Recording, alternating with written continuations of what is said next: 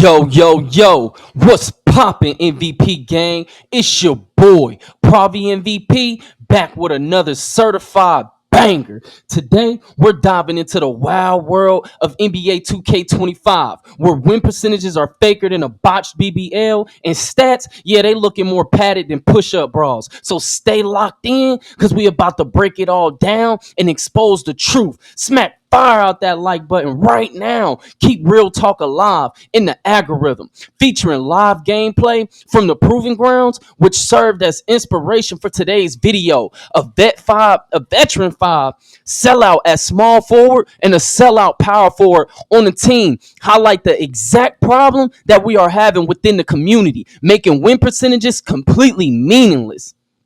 A screenshot showing off stats without any gameplay footage is invalid when users like these two exist. Watch the entire video to see how these two players demonstrate exactly why 2K needs to improve its grading system and detect and remove such players from the games way earlier before allowing them to completely ruin it for every other user, to the point that some users had to just straight up quit because they already seen what they were doing.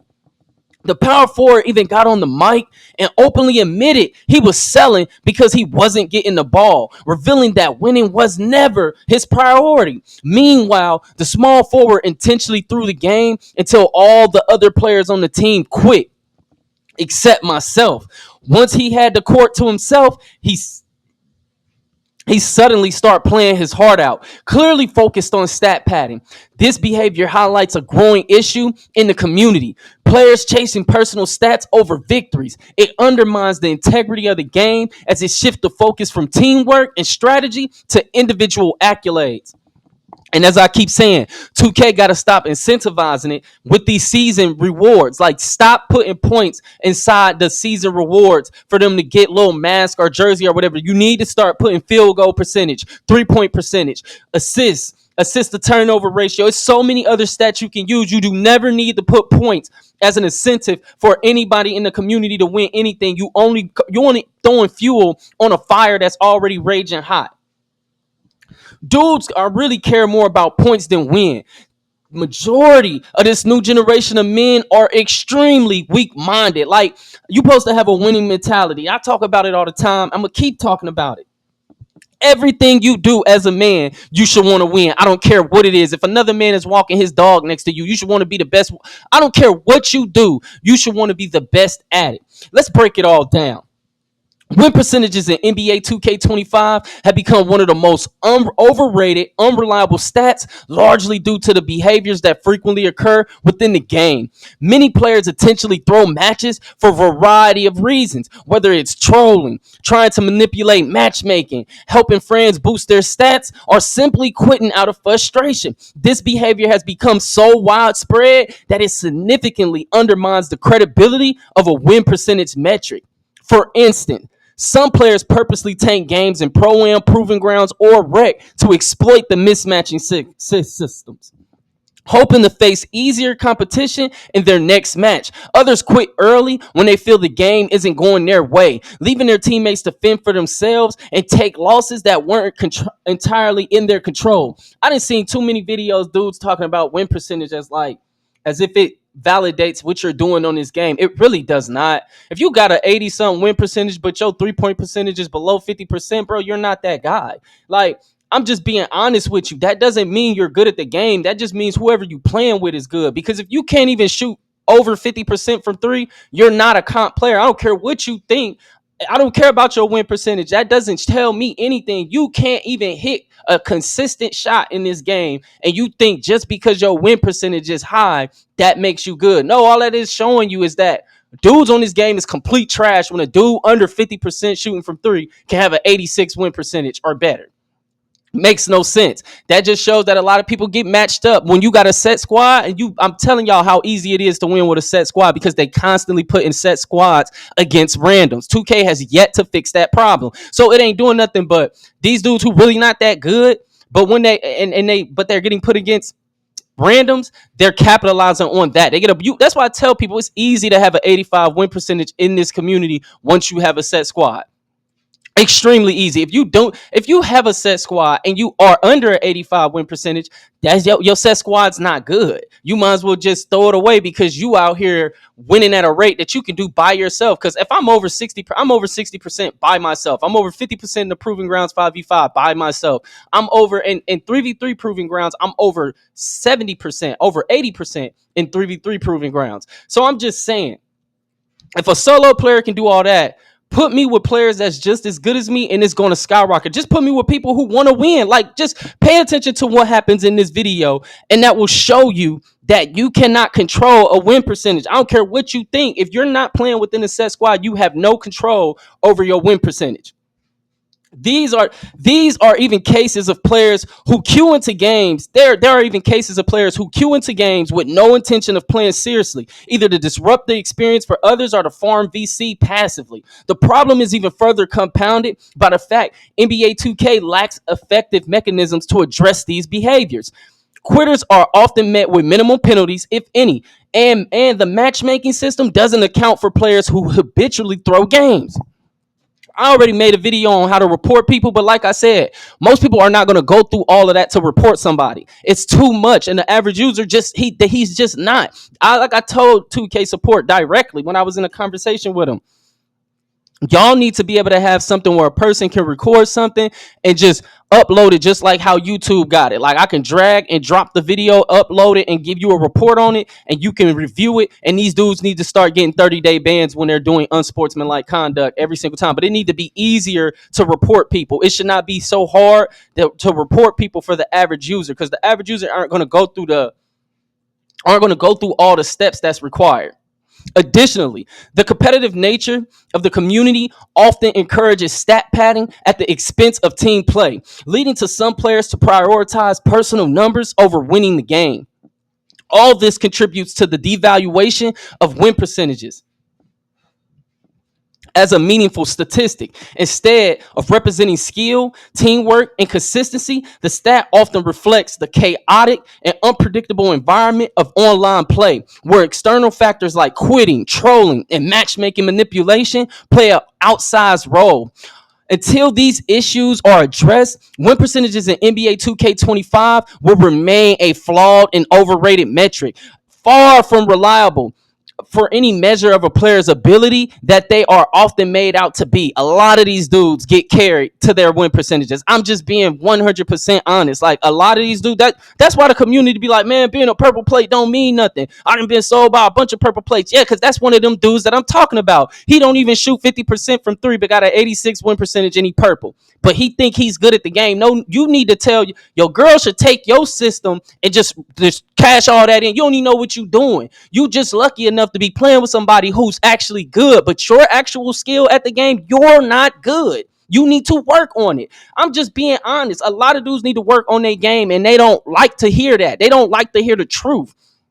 But my point of the matter is, when evaluating a player in NBA 2K25, the most reliable way to assess their skill and impact on the game is focusing on key performance metrics like shooting percentages, assist to turnover ratio. Unlike win percentages, which can be screwed by external factors such as poor matchmaking, teammates quitting, or opponents throwing games, these stats provide a clearer, more direct reflection of a player's ability and decision making on the court. And then boosting is out of control. A lot of the bigger YouTubers, bro, they have people come to the courts, join they lobbies, and just give them free games. Like, they win percentage. I hope y'all really don't think that many of these dudes as good as they pretend to be. Anybody can put. That's why I upload raw, unedited gameplay. I can literally cut all my gameplay down to only show when I'm scoring. It's not that hard, bro. It really ain't. I do unedited raw gameplay for y'all can see the whole game, because I always was a dude that liked to watch the whole game. So that's the type of content that I make, and I even speed it up because I want users to watch the whole game to see the truth. I have nothing to hide in my game. I'm not perfect. I'm just a real hooper. It's the facts. Shooting percentages, both field goal percentage and 3-point percentage, are critical because they showcase a player's offensive efficiency. A high shooting percentage indicates that a player takes smart, high quality shots within their skill set rather than forcing difficult or contested attempts that hurt their team's chances. For example, someone who shoots 65% from the field and 50%, over 50% from three, isn't just hitting shots. They're likely playing within their role, capitalizing on good looks, and being selective about when and where they shoot, which a lot of dudes in this community lack. They don't know what a good shot is, even if it smacked them in their face. On the flip side, a low shooting percentage can reveal poor shot selection, a lack of understanding of spacing, timing, or an inability to create opportunities for themselves. That is why when y'all run with some of these purple plates and some of these dudes with these high win percentages, but when you play with them, because they can only play with certain people that are carrying them. They do not have ability. A lot of these dudes really do not have abilities at all. They are just badgeless with badges.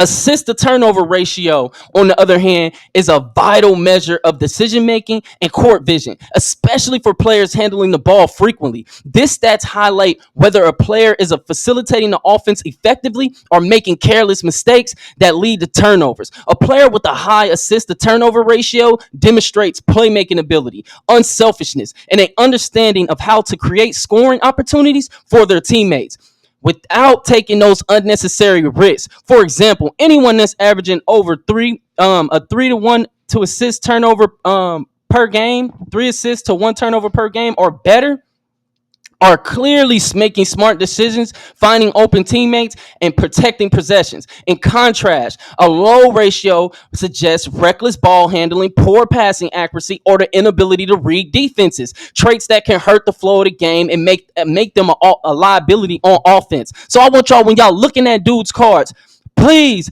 look at their assist to turnover ratio. A lot of these dudes with high win percentages, look at their shooting splits. Like you're really not a comp player, bro, just because you play in a set squad against randoms. Until 2K fixed that, if they only made set squads play set squads and randoms play randoms, then the win percentage will mean more. But if a dude that can shoot below 50% from three and have an 86 win percentage, that just tells you all you need to know about the win percentage metric. These metrics, the metrics that I mentioned, also have an advantage of being harder to manipulate or pad compared to win percentages. A player cannot easily fake their shooting efficiency. Either they're making their shots or they're not. It's just point blank, period. That's why shooting percentage always is number one to me when I'm judging somebody's card, because you can win more if you put a person who is a high efficiency shooter with good players. They instantly, they win percentage gonna go up. But the player who shoot low percentages and they got a high win percentages, soon as that person try to step out, make their own team or play with different sets of squad, they're gonna start losing. That win percentage going to go down because you're not that good. I seen it all the time, bro. When I used to play with a set squad and we used to pick up randoms and be trying people out, I seen it all the time. Dudes who had like 60 something win percentages but was shooting good percentages and we picked them up and gave them a chance, they went crazy. They always did. I was always the dude to find diamonds in the rough. The people that I was running with was not open to giving people a chance. It was always me who was like, bro, let's see if he can play. His other stats look good. I always had this mentality. Like efficiency will always be over win percentage in 2K25 and going forward. And to me, 100%. And it's because, like I said, you can't fake that. You either gonna hit them shots or not. Similarity, assist to turnover ratio is built over time and reflects consistent habits. It's not something that can be inflated in a single game. Together, these stats provide a more comprehensive view of a player's impact on both individual and team success. They reward skill, basketball IQ, and self-awareness while minimizing the influence of external factors like unreliable teammates or unfair matchmaking. Judging players based on these numbers encourages accountability and a higher level of play. It just gonna completely shift the focus away from the often misleading win percentage metric and truly instead emphasize the qualities that truly matter in basketball: efficiency, decision making, and teamwork. For competitive players or those looking to improve, these stats offer a roadmap for where they should focus their efforts, whether it's refining shot mechanics, improving spacing, or developing better court awareness to limit turnovers. When analyzing a player's defensive impact in NBA 2K25 is one of the most Accurate indicators of skills it is the combination of blocks and steals, commonly referred to as stocks, compared to the number of fouls they commit. This ratio provides a much deeper picture into a player's ability to be a defensive playmaker than a win percentage ever could, as it directly reflects their defensive awareness, timing, and overall impact on disrupting the opponent's offense. Stocks as a measure of defensive playmaking. Blocks and steals are not just raw numbers. They represent an ability to read the game, anticipate plays, and execute defensive actions at critical moments.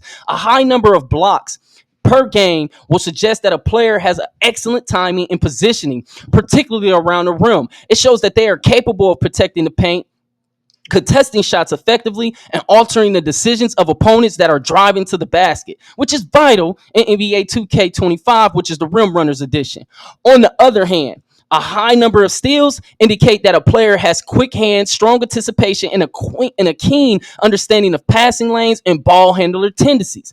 Players who excel in stocks are typically those who can disrupt the flow of the game, create turnovers, and swing momentum in their team's favor. For example, a player averaging 2 blocks, 3 steals per game is someone who actively contributes to their team's defense by forcing opposing teams into making mistakes and reducing their scoring opportunities.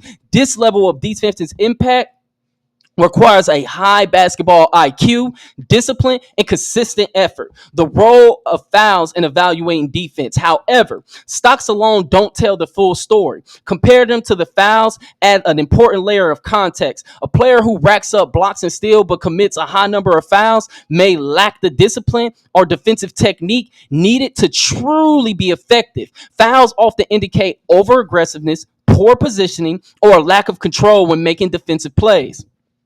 For example, if a player averages 3 steals but also commits 4 fouls per game, their defensive efforts may be costing their team more than they're actually contributing. Conversely, a player who maintains a high stocks to foul ratio is someone who knows how to make defensive plays without sacrificing team stability. This shows they can read situations accurately, time their challenges effectively, and stay within the rules of the game. A player with 4 blocks and a steal, but only 1 foul, 4 combined blocks and steals, but only 1 foul per game, demonstrates exceptional discipline and efficiency, making them a reliable defensive anchor who enhances their team's chances of winning. Shoot, anything that if you doubling your foul that you commit per game with your stocks and blocks, you're a defensive playmaker. That's my definition of a defensive play. Like if you 3-1, 2 point something to 1, that's still your defensive playmaker. Stocks versus win percentage. Unlike win percentage, which can be heavily influenced by factors outside of an individual player's control, such as matchmaking, teammates, and quitting, or opponents just straight up throwing games, stocks to fouls is a stat that a player has direct control over. It measures their individual contributions and reflects their ability to impact the game on defensive end, regardless of the outcome of the match. A player who excels in this area is someone who constantly makes their presence felt on defense, rather than relying on the others to determine the result of the game. Moreover, stocks showcase a player's versatility, adaptability on defense. Blocks are often associated with big men protecting the rim, while steals are typically linked to perimeter players disrupting ball handlers and intercepting passes. As a player who excels in both areas will demonstrate the ability to influence the game across multiple positions and scenarios. This makes them invaluable asset to any team, as they can guard multiple positions, switch effectively, and make game-changing plays. Why it matters.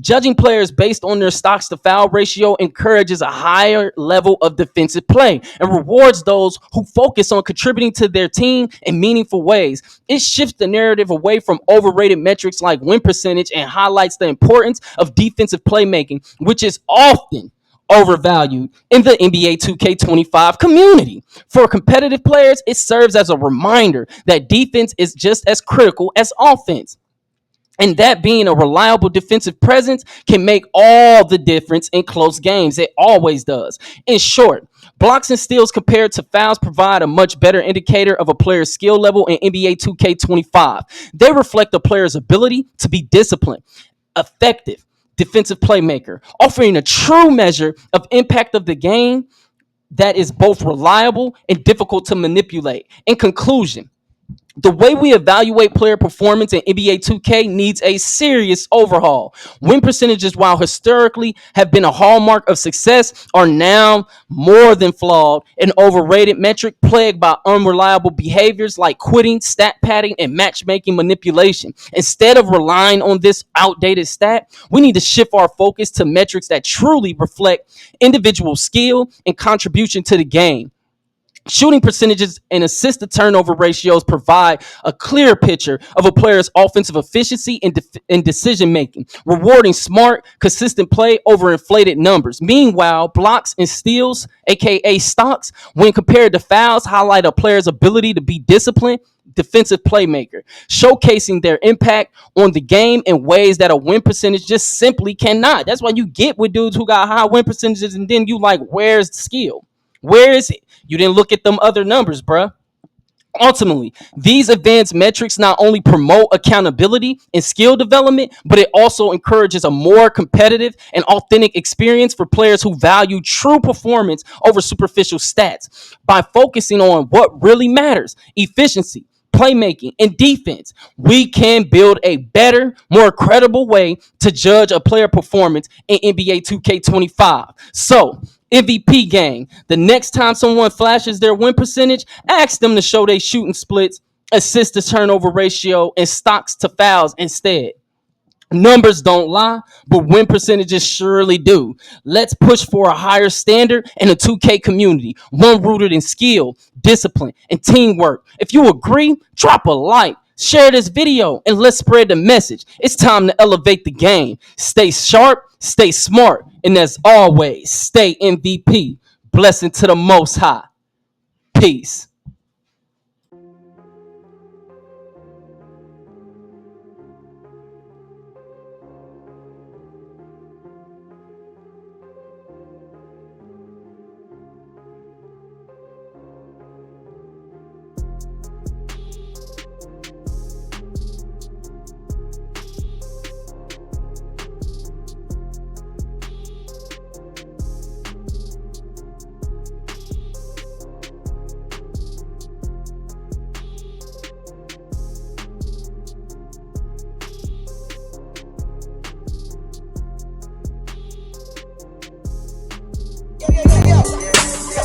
Hey.